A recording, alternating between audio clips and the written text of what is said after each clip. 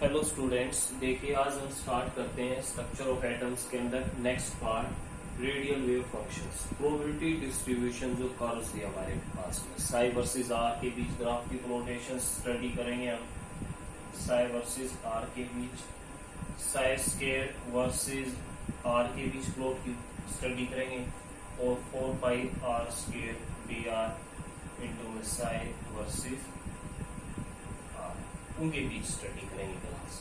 तो इन तीन के बीच डिफरेंट ग्राफ्स के हमारे कैसे प्लॉट्स आएंगे आज हम वो डिस्कस करेंगे। ठीक है, तो सबसे फर्स्ट हम स्टार्ट करते हैं हमारे जो ग्राफ की फ्लोटेशंस थी साई वर्सेस आर। ठीक है, तो हमारे पास में ऑर्बिटल्स आई थी, हमने स्टडी किया सबसेल्स आई थी 1s 2s 2p 3s 3p। इनके लिए हमने ग्राफ्स की स्टडी करनी है साई वर्सेस आर के केस में। हम मेनली तीन ही लेंगे यहाँ पे 11th के अंदर 1s 2s और 2p के लिए। तो देखो, जब हम इनके ग्राफ की प्लॉटेशंस करते हैं सबसे फर्स्ट हमने लिया साई वर्सेस आर।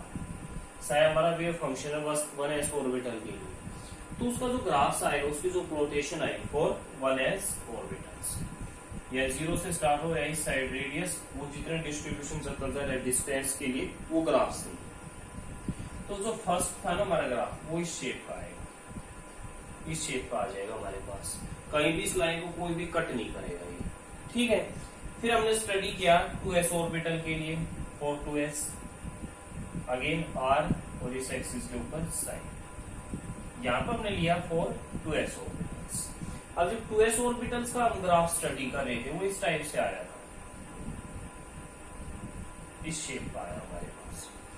ठीक है, फिर हमने सेम थर्ड ग्राफ लिया इन्हीं ये वर्सेस साई वर्सेस आर। इस बार हमने प्लॉटेशंस ली फॉर 2p। अब 2p के लिए जो हम ग्राफ ड्रॉ करेंगे वो हमारा किस शेप का आ रहा था, वो इस शेप का आ रहा था। तो देखो यहाँ पर हमारे पास कंक्लूजन क्या था, कंक्लूजन पॉइंट क्या था, ये हमारा 0 वाला पॉइंट था। और अगर ग्राफ इसके डाउनवर्ड के अंदर जा रहा है, इसका जो नेगेटिव है नीचे पॉइंट, और इलेक्ट्रॉन फाइंडिंग की पॉसिबिलिटी क्या हो रही है, इसका नेगेटिव हो रही है। जबकि किसी भी पर्टिकुलर जगह पे इलेक्ट्रॉन फाइंडिंग की पॉसिबिलिटी लोवेस्ट क्या हो सकती है, 0 हो सकती है। नेगेटिव के अंदर वो पॉसिबल नहीं हो सकती कभी भी। तो इसका मतलब ये जो ग्राफ था हमारे पास, ये हम लोग कोई भी इसका सिग्निफिकेंस नहीं निकल रहा था, इसलिए ये जो ग्राफ थी ये रिजेक्ट कर दिए गए। ठीक है, दूसरी चीज, अब ये कट क्या है, ये जो पॉइंट आया ना यहाँ पे जो जिस एक्सिस के ऊपर इसने कट किया, इसको हम कह रहे थे नोड्स। क्या कह रहे थे हम, NODS नोड्स। नोड्स क्या होते हैं, वो रीजन होता है जहां पे probability of finding the electron 0 हो जाती है हमारे पास, कि इलेक्ट्रॉन फाइंडिंग की जो पॉसिबिलिटी है वो क्या हो जाती है हमारे पास, 0 की इक्विवेलेंट हो जाती है। और ये जो हम नोड्स निकाल रहे थे ना रेडियल नोड्स, कि रेडियल नोड्स कितने आएंगे उसके अंदर, ये देखो जब भी हम रेडियल नोड्स निकालेंगे तो उसके अंदर हमारे पास एक फॉर्मूला था। फॉर्मूला क्या था कि अगर हमने 1s ऑर्बिट के लिए निकालना है, s के लिए हमारी l की वैल्यू क्या थी, 0 थी। यहाँ पे l की वैल्यू क्या थी हमारे पास, 0। तो इस रेडियल नोड्स का फॉर्मूला था n माइनस के l माइनस के 1, ये फॉर्मूला था। ठीक है, तो यहां से हम अगर 1s ऑर्बिट की बात कर रहे थे, 1s ऑर्बिट के अंदर हमारे पास कितने नोड्स निकलेंगे, इसके लिए l की वैल्यू 0, 1 माइनस 0 0, कोई नोड्स नहीं आएगा, तो कहीं पे भी इसकी इलेक्ट्रॉन डेंसिटी 0 के इक्वल नहीं। फॉर 2s ऑर्बिट्स अगर 2s के लिए निकाले हम तो n की वैल्यू 2, s के लिए 0, 2 माइनस 1 1 नोड्स आएगा, इसलिए इस एक्सिस को एक पॉइंट से कट कर जाता है यहाँ पे। फॉर 2p ऑर्बिट्स n की वैल्यू क्या है 2, l की वैल्यू p के लिए क्या होती है 1 होती है, क्वांटम नंबर्स पढ़े हैं हमने। तो यहाँ पर अगर n minus l minus 1, 2 minus 1 minus 1, again क्या आएगा 0, तो इसलिए ये भी कहीं भी कट नहीं कर रही उस एक्सिस को। ठीक है, तो ये इस तरीके से हम नंबर ऑफ नोड्स जो थे रेडियल नोड्स किसी के अंदर भी सिस्टम के अंदर फाइंड आउट कर सकते हैं। इनका अपना एक टोटल फॉर्मूला था, वो भी लिख लो। टोटल नंबर ऑफ नोड्स कैसे निकाले जाते हैं, टोटल नंबर ऑफ नोड्स वो किसके इक्वल होंगे, वो होंगे n माइनस 1 के equal. Total number of nodes किसके इक्वल होंगे, n माइनस 1 के इक्वल। उसके अंदर एंगुलर नोड्स जो होंगे, कौन से एंगुलर नोड्स, वो किसके इक्वल होंगे, l के इक्वल होंगे। और रेडियल नोड्स किसके इक्वल होंगे, जो हमारे पास रेडियल नोड्स थे वो किसके इक्विवेलेंट होंगे, वो होंगे n माइनस एल माइनस 1 के इक्विवेलेंट होंगे। Total number of nodes n minus 1, angular node l के इक्वल और radial nodes n minus L minus 1 के इक्विवेलेंट होंगे। ठीक है, यहाँ पर हम जो प्रोटेशन स्टडी कर रहे हैं, यहाँ पे हम रेडियल नोड्स के बारे में स्टडी कर रहे हैं। रेडियल प्रोबेबिलिटी डिस्ट्रीब्यूशन कर्व्स हैं ये इलेक्ट्रॉन के लिए। ठीक है, तो यहाँ पे साई का कोई सिग्निफिकेंस नहीं आया क्योंकि उसके अंदर नेगेटिव के अंदर जा रही थी वो डेंसिटी, इलेक्ट्रॉन फाइंडिंग की पॉसिबिलिटी, और नेगेटिव के अंदर पॉसिबल ही नहीं है क्योंकि इलेक्ट्रॉन फाइंडिंग पॉसिबिलिटी 0 हो सकती है, इसलिए ये ग्राफ एप्लीकेबल नहीं है। फिर हमने क्या किया, हमने साई की बजाय उसका स्क्वायर कर दिया। साई के अपोजिट हमने क्या कर दिया, उसका स्क्वायर कर दिया। जो ग्राफ की प्रोटेशंस ली हमने वो ली साई स्क्वायर वर्सेस आर। अब इन ग्राफ्स के अंदर क्या चेंज आया वो देखो। जब हम साई स्क्वायर वर्सेस आर का ग्राफ प्लॉट कर रहे थे, अगेन इस एक्सिस के ऊपर साई स्क्वायर, इस एक्सिस के ऊपर आर। ठीक है, जो हमारा 1s का था वो सेम रहेगा, उसके अंदर कोई भी चेंज नहीं आएगा 1s के लिए। लेकिन जब हम 2s के लिए उस ग्राफ की प्लॉटेशंस कर रहे थे, यहाँ पे क्या है हमारे पास साई स्क्वायर वर्सेस आर और 2s ऑर्बिट्स। अगर 2s ऑर्बिट्स का हम ग्राफ देखें तो उसके अंदर क्या होगा, ये रीजन यहाँ से स्टार्ट हुआ था, यहाँ पर कट कर गए इसके पास, एक बार 2 बार इंक्रीज हुआ और फिर यहाँ। तो ये जो हमारी पॉसिबिलिटी थी ना, जो इलेक्ट्रॉन फाइंडिंग की पॉसिबिलिटी थी, जो नेगेटिव के अंदर जा रही थी, अब वो साई स्क्वायर करने पे, क्योंकि नेगेटिव का स्क्वायर कर तो वो पॉजिटिव हो जाता है, तो वो ग्राफ डाउनवर्ड ना जाके इससे अपवर्ड में चला गया। तो इसका मतलब इस साई स्क्वायर का कुछ सिग्निफिकेंस निकल रहा था। ठीक है, और ये हमने किसके बारे में बता रहा था, probability density of finding of the electrons के बारे में इंफॉर्मेशन दे रहा था। आई थिंक क्लियर हो गया यहाँ पे। ऐसे हमारे पास में हम स्टडी करेंगे psi square versus R for 2p orbits, क्योंकि 1s 2s 2p तीन ही लेकर चल रहे हैं ना। तो अगेन 2p ऑर्बिट के लिए उस ग्राफ के अंदर कोई भी चेंज नहीं आएगा, वो ग्राफ सेम रह जाएगा जैसा पहले था एज इट इज, क्योंकि उसके अंदर कोई नेगेटिव प्रोबेबिलिटी यहाँ पे भी नहीं जा रही थी साई के में, इसमें भी नहीं जा रही थी, इसलिए वो सेम रहेगी। लेकिन यहाँ नेगेटिव जो जा रही थी 2s के लिए वो पॉजिटिव के अंदर चेंज होगी, उसके अंदर दूसरी हाइट अचीव कर लिया हमने। ठीक है, तो ये तो हमारे पास वो हो गई। अब हमने क्या पढ़ा था कि जो हमारा मॉडर्न कॉन्सेप्ट आया था, ये जो ग्राफ थे ये किसके अकॉर्डिंग थे कि यहाँ पर अगर न्यूक्लियस है और ये वेल डिफाइंड जो पाथ था इलेक्ट्रॉन का, उसके लिए एप्लीकेबल थी ये ग्राफ। लेकिन हमने क्या पढ़ा था कि ऑर्बिट एग्जिस्ट ना करता है एटम के अंदर, क्या एग्जिस्ट करती है, ऑर्बिटल्स। और ऑर्बिटल क्या थी, ऑर्बिटल एक रीजन था जहां पे इलेक्ट्रॉन फाइंडिंग की पॉसिबिलिटी सबसे ज्यादा थी, ये था वो रीजन। पढ़ा था ना हमने ऑर्बिटल वाला कॉन्सेप्ट, ये वो रीजन है, मींस इलेक्ट्रॉन फाइंडिंग की पॉसिबिलिटी इस पर्टिकुलर रीजन के अंदर सबसे ज्यादा मैक्सिमम है। तो हमने क्या था, जो ग्राफ थे वो इंडिविजुअल सिर्फ साई स्क्वायर वर्सेस आर के नहीं लेने थे, क्योंकि इस रीजन का जो एरिया था या वॉल्यूम था इस रीजन का जहां पे इलेक्ट्रॉन की पॉसिबिलिटी ज्यादा थी, वो हमने साथ में कॉन्सिडरेशंस के अंदर लेकर चलना है। हम यहाँ से आउटर का वॉल्यूम निकाल लेंगे और इनर का वॉल्यूम और उससे सब्ट्रैक्ट कर देंगे। जब उसका हम सब्ट्रैक्शन करेंगे तो हमारे पास में ये जो रीजन निकल कर आएगा ना, ये आ जाएगा हमारे पास 4πr square versus into dr, ये रीजन आ जाएगा। अब इस पर्टिकुलर रीजन के अंदर हमने इलेक्ट्रॉन की पॉसिबिलिटी चेक करनी थी, इसलिए psi square versus R applicable थे लेकिन मोर अप्रोप्रिएट नहीं थे। मोर अप्रोप्रिएट हमारे इसके वर्सेस जो हम ग्राफ की प्लॉटेशंस करेंगे वो आएंगे। अब उन ग्राफ्स के अंदर देखो हमारे पास क्या चेंज आएगा। देखो भाई, मेन इंपॉर्टेंट क्या है इन ग्राफ्स के अंदर, ये सिर्फ इलेक्ट्रॉन फाइंडिंग पॉसिबिलिटी से रिलेटेड है कि पर्टिकुलर जगह पे कितने इलेक्ट्रॉन की पॉसिबिलिटी हमारे पास में हो सकती है, कहां से स्टार्ट होंगे ग्राफ। देखो अब ये है हमारे पास जो ग्राफ था, इस एक्सिस के ऊपर लिया हमने 4πr square into dr Sai square versus r। उसके अकॉर्डिंग हमने ये जो ग्राफ था यहाँ पे प्लॉट किया इसके अंदर। ठीक है, अब जब इस ग्राफ की प्लॉटेशंस करेंगे हम फॉर 1s ऑर्बिट, किसके लिए, 1s के लिए स्टडी कर रहे हैं, तो हमने क्या पढ़ा था अभी तक, साई स्क्वायर वर्सेस r हमारे ग्राफ हम ऐसे प्लॉट करते जा रहे थे 1s का, लेकिन ये ग्राफ ऐसा नहीं आएगा। ये कहां से स्टार्ट होगा, ये इस ओरिजिन से स्टार्ट होगा और ये इस शेप का आएगा। कैसा आएगा, इस शेप के अंदर ये ड्रॉ होगा यहाँ पे, मीन्स पॉसिबिलिटी इलेक्ट्रॉन फाइंडिंग की 0।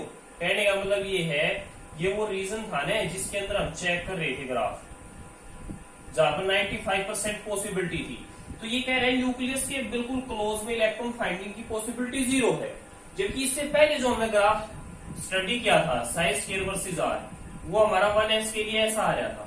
अरे ये तो बहुत ऊंची हाइट थी ना, यहाँ पे बहुत ज्यादा पॉसिबिलिटी दिखा रहा था न्यूक्लियस के अराउंड, जबकि न्यूक्लियस के बिल्कुल क्लोज पॉसिबिलिटी कम है। एक पर्टिकुलर रीजन आएगा जहां पे पॉसिबिलिटी ज्यादा थी। तो ये ग्राफ एग्जैक्टली यहाँ से स्टार्ट हो रहा था कि भाई जब न्यूक्लियस के बिल्कुल क्लोज होगा तो उस इलेक्ट्रॉन फाइंडिंग की पॉसिबिलिटी कम है, लेकिन एक सर्टेन डिस्टेंस तो उसकी पॉसिबिलिटी इंक्रीज हो जाएगी, और उसके बाद उससे आगे डिस्टेंस पे जाओगे तो वो पॉसिबिलिटी फिर कम हो जाएगी हमारे पास। सिमिलर टाइप से अगर मैं प्लॉट करूं यहाँ पे again 4 pi R square D R into psi square versus R, अगर इसके अंदर मैं स्टडी करूं फॉर 2s ऑर्बिट, अब 2s में भी मेरा अपवर्ड से स्टार्ट हो रहा था, साई स्क्वायर वर्सेज आर का जो ग्राफ प्लॉट किया था मैंने वो इस टाइप का आया था मेरा, लेकिन यहाँ पे क्या होगा, अगेन अपवर्ड से ग्राफ स्टार्ट नहीं होगा, ग्राफ मेरा यहाँ से स्टार्ट होगा, उसकी पॉसिबिलिटी मैक्सिमम, फिर उसके बाद इस टाइप की हाइट आ जाएगी। ठीक है, एक हाइट स्मॉल भी हो सकती है, लार्ज भी हो सकती है, अगर चाहो तो इसमें हम ऐसे भी ड्रॉ कर सकते हैं, ज्यादातर बुक्स में ऐसे ही मिलेगा 2s के लिए कि पहले तो ये रीजन आएगा, उसके बाद दूसरी हाइट ज्यादा दिखाई देगी। ठीक है, ये पॉइंट क्या हमारे, ये नोड्स हैं। ठीक है, और एक चीज याद ध्यान रखना, ये जो है ना हमारी लाइन है, ये वाली लाइन, मैं बिल्कुल इसमें गैप छोड़ रहा हूँ थोड़ा सा, बिल्कुल टच नहीं कर रहा है इसके अंदर, ये हमने ऐसा लगा जैसे इसका टच हो रही है, लेकिन टच नहीं है, क्योंकि इलेक्ट्रॉन पॉसिबिलिटी न्यूक्लियस से किसी भी डिस्टेंस में कभी भी जीरो नहीं हो सकती, कहीं ना कहीं भी इलेक्ट्रॉन मिल सकता है, चाहे वो 1% पॉसिबिलिटी हो। इसलिए हम उसने नोडल प्लेन जरूर मान रहे कि वहां पर फाइंडिंग पॉसिबिलिटी इलेक्ट्रॉन की ना के बराबर है, लेकिन मिल तो सकता है ना, छोटी तो नहीं है 100%, तो इसलिए क्या था, ये बिल्कुल टच नहीं करेगी। और वैसे ये क्या है, नोडल प्लेन है जहां पे इलेक्ट्रॉन फाइंडिंग पॉसिबिलिटी 0 के इक्वल है, डेफिनेशन में ऐसे लिखा जाएगा। फिर उसके बाद हमने नेक्स्ट जो फ्लोटेशंस थी 2s के बाद, वो उसके बाद हमने स्टडी की 2p के लिए। 2p के लिए again 4 pi R square into में D R psi square versus R, यहाँ फ्लोटेशन की।